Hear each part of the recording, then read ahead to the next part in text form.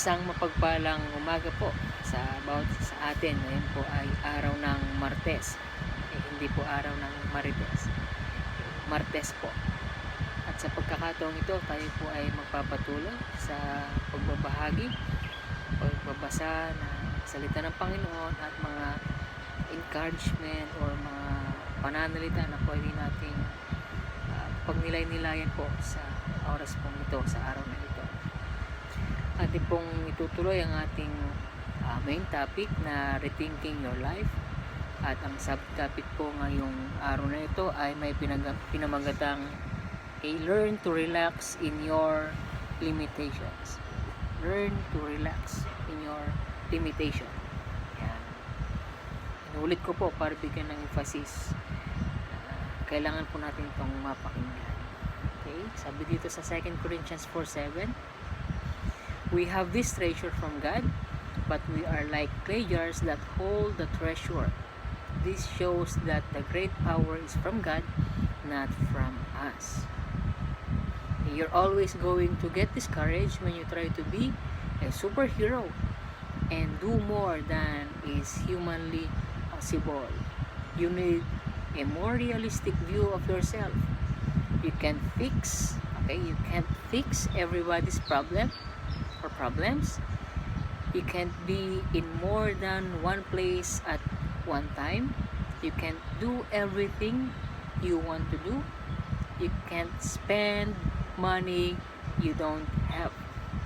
Okay, you need to learn to relax in your limitations. Anytime you live outside of the limitations of your life, you're going to be discouraged or you're going to get discouraged. It's easier to fill your schedule than it is to fulfill your schedule. Okay. So, ulitin ko lang po yung sinabi niya doon. It's easier to fill your schedule than it is to fulfill your schedule. It's always easier to get in than is to get out.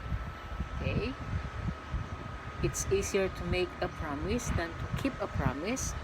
It's always easier to get into debt than it is to get out of the debt. Often the first signs of overextending show up in your body. Okay, sabi ni Apostle Paul sa 2 Corinthians 4:7, we have this treasure from God, but we are like clay jars that hold the treasure.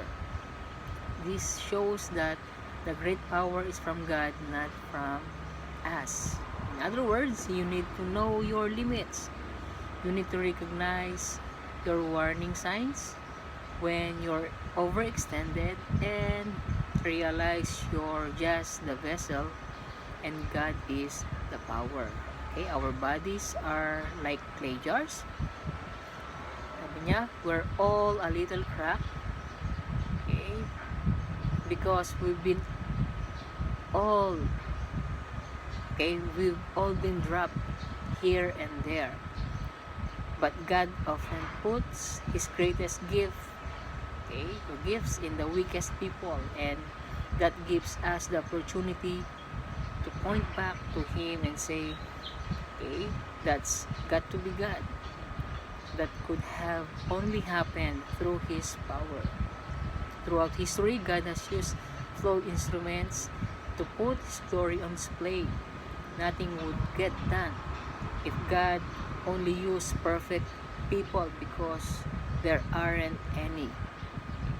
You may think it's the best to hide your weakness, but God wants to use them in your life. But first, you've got to recognize and respect your limitations. Then you trust in God's power, not your own, to accomplish His purpose for you. Ito po yung mga katanungan na pwede niyo pong sagutin. Okay, have you been trying to accomplish more in your life than is humanly possible? What has been the result physically and spiritually?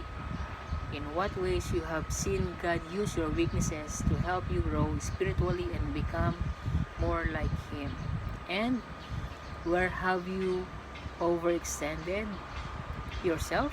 How can you recognize your limits and set more realistic expectations going forward? Ang ganda po ng topic. It's about realizing your limitations, and okay, you need to stop, pause for a while, okay, at balikan natin yung source na strength natin, at yun ay ang Panginoon. Itanda po natin, hindi po tayo si Superman, hindi po tayo superhero, hindi tayo si Batman. Meron tayong limitation, but okay, when we admit our limitations, okay, doon kikilos ang Panginoon sa buhay natin. Magandang araw po sa ating lahat at pagpalain tayo ng Panginoon.